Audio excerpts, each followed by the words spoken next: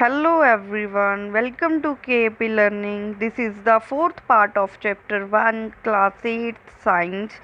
अगर आपने first 3 part नहीं देखे तो आप डिस्क्रिप्शन में लिंक दिया गया है, वहां जाकर देख सकते हैं। आज का टॉपिक स्टार्ट करते हैं harvesting. Now let's start the topic. Harvesting of a crop is an important task. Harvesting crop की करना बहुत इंपॉर्टेंट है। The cutting of crop after it is mature is called harvesting. जब वो मेच्योर हो जाती है उसकी कटिंग करने को क्या कहते हैं? Harvesting. This harvesting crop are pulled out और cut close to the ground. मतलब इसमें क्या करते हैं, क्रॉप को कट करते हैं, मतलब ग्राउंड के closely. It usually take 3 to 4 months for a cereals crop to mature. मतलब 3 to 4 months लगते हैं मैच्योर होने में।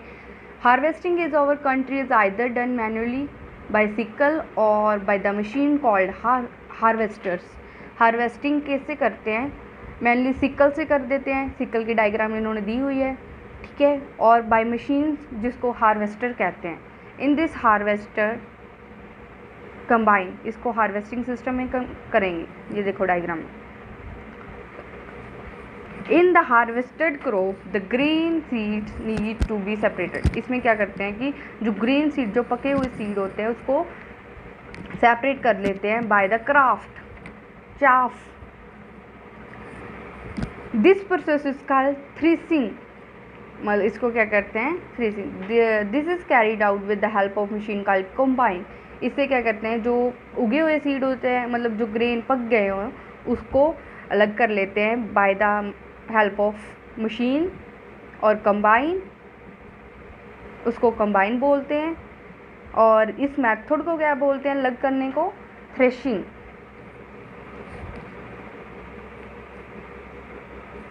विच is in fact a harvester as well as thresher. इसको बोलते हैं हार्वेस्टर एंड थ्रेशर भी क्या बोलते हैं। After harvesting sometime the substance are left in the field which are burned by farmer. Paheli is worried, she know that it cause pollution.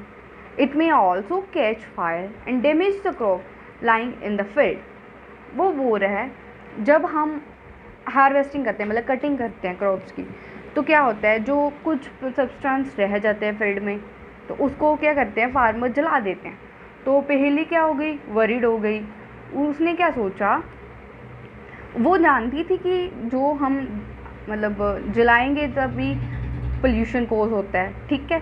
It में also catch fire and damage the crop lying in the field. मतलब जो उनके आसपास field है उसमें crop होगी, मतलब जो भी क्रॉप है उसको भी डैमेज कर सकती है फायर के साथ। Farmer with small holding of land to the separate of grain and chaff by winnowing. Farmer small holding island, मतलब इसके साथ भी वो क्या करते हैं, सेपरेशन करते हैं ग्रेन की। इसको बोले winnowing. You have already studied this in a 7th class.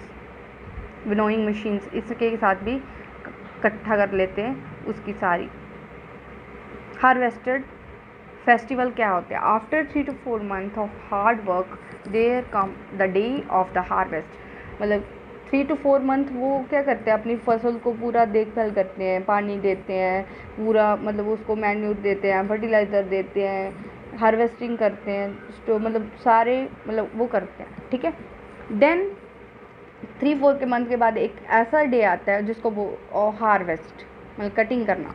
The slight of golden field of standing crop. मतलब इसमें क्या होता है कि गोल्डन फील्ड बन जाती है पूरी स्टैंडिंग क्रॉप की। मतलब क्रॉप पूरी ग्रेन हो जाती है, मतलब पूरी अच्छी से उग जाती है, तो उसके बाद वो पूरी गोल्डन फील्ड हो जाती है। पक गई तो गोल्डन हो गई, laden with green. Fill the heart of the farmer with joy. मतलब उस फार्मर क्या करते हैं, वो खुश हो जाते हैं and sense of well being. The food of the past seasons have borne fruits and it is a time to relax and enjoy the little. मतलब उसमें क्या करते हैं, 3-4 को मंथ बाद वो रिलैक्सिंग फील करते हैं और खुशी महसूस करते हैं कि हमारी फील्ड अच्छे से हो गई, तो वो इंजॉय करते हैं। The period of harvest is the great Joy and happiness in the part of India. मतलब इंडिया में क्या है, जो हार्वेस्टिंग का पीरियड है वो बहुत ही खुशी वाला है और मस्ती वाला। When a women men and women celebrate it with great enthusiasm. Special festival associated with the harvest season were Pungal, Bisakhi, Holi, Diwali, Nabaya and Bihu. ये क्या है? फेस्टिवल है जो हार्वेस्टिंग के बाद वो सेलिब्रेट करते हैं। Now last topic is storage. Storage of the produced is an important task. ये भी बहुत ही इंपॉर्टेंट टास्क है। It is the harvested if the harvested grain were to kept for longer time, मतलब जो हार्वेस्टेड ग्रेन है उसको longer time के लिए रखना है। जो हमारा मतलब हमारा जो फ्रूट्स बना जैसे वीट है वो हमारी उसको स्टोर करना है, मतलब बहुत टाइम के लिए रखना है, खाना है उसको, तो क्या करना पड़ेगा? स्टोरेज करनी पड़ेगी। They should be safe for moisture, मतलब इससे क्या होगा? वे मॉइस्चर से, इंसेक्ट से, रेड से एंड माइक्रोबियल से बचा के रखना पड़ेगा। हार्वेस्टेड ग्रेन जो ग्रेन होगी have more moisture if freshly harvested grain was stored without drawing, मतलब विदाउट ड्राइंग के लिए जो फ्रेशली हार्वेस्टेड ग्रेन है वो स्टोर की जाएगी विदाउट ड्राइंग के लिए। दे में गेट स्पॉइल्ड और अटैक बाय ऑर्गेनिज्म, जो अगर हम विदाउट रख देंगे तो क्या करेगा? जो स्पॉइलेज हो जाएगी, उसका अटैक होगा माइक्रो ऑर्गेनिज्म का, making they unfit to for use of for germination. Hence, before storing them, the grain are properly dried in the sun to reduce the moisture in them. मतलब हमें क्या करना होगा? स्टोरिंग करने से पहले उसे थोड़ी धूप मतलब सनलाइट देनी पड़ेगी, सुखानी होगा तो जो मॉइस्चर है वो निकल जाए। This prevent the attack by insect, paste, bacteria and fungi. इससे क्या होगा कि जो हमारे बैक्टीरिया है, इंसेक्ट है, वो अटैक नहीं कर पाएंगे, हमारी ख़राब नहीं कर पाएंगे हमारी फसल को। I saw my mother putting some dried neem leaves in the iron drum containing wheat. I wonder why.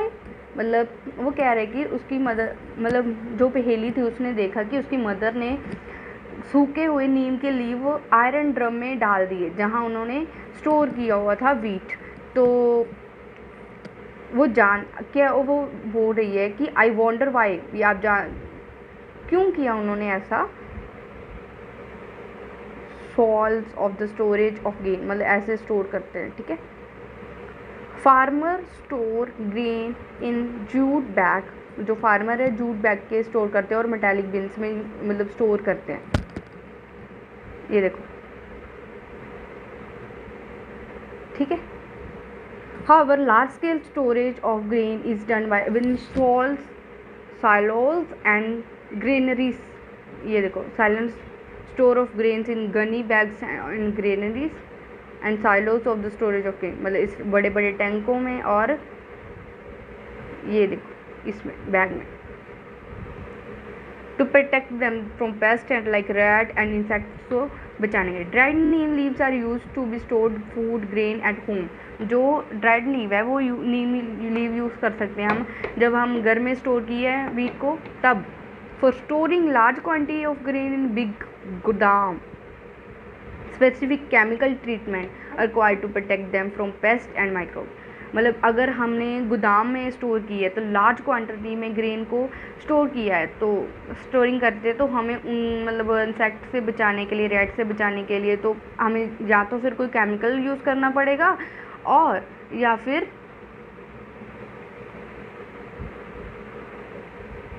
मतलब क्या करना पड़ेगा? बड़े बड़े बैग, ठीक है।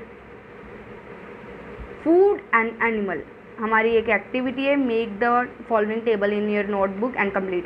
आप बच्चे सभी ने ये करना है, कोई भी फूड ले लो, वो कहाँ से मिलता है सोर्स उसके लिखो। जैसे उन्होंने एग्जांपल दिया है मिल्क, मिल्क कहाँ से मिलता है? काउ से, बुफलो से, शी से, गोट से, शी कैमल से, शी गोट से, शी कैमल से, ओके। और नाउ नेक्स्ट आप लिख सकते हैं यहाँ फूड, कौन कौन सा फूड है और कहाँ कहाँ से मिलता है, और ये टेबल बनाना है आपने अपनी नोटबुक पेपर, और आपको इंटरेस्टिंग भी लगेगा, अब करके देखना। नाउ आ जाते हैं हम फूड और animal. After completing this table you must have seen that like plant animal also provide us with different kind of food. जो प्लांट्स है और एनिमल्स हैं वो दोनों ही हमें मतलब फूड देते हैं हमें जो, ठीक है। Many people living in the coastal area consume fish as a major part of their diet, मतलब जो रहते हैं ना जैसे सी इसके मतलब नियर, वो क्या कहते हैं उसका फूड ही फिश है, मतलब वो कहाँ से मिला, एनिमल से। In the previous class, you have learned about the food that we obtain from plants. We have just seen that the process of crop production involves a number of steps like selection of seed, sowing, etc. Similarly, animal reared at home or in farm, मतलब जो animal है वो क्या करते हैं, home में रहते हैं या फॉर्म में रहते हैं, वी प्रोवाइड प्रॉपर फूड देना चाहिए उन्हें, शेल्टर एंड केयर उनको देनी चाहिए। When this is done on a large scale, it is called animal husbandry.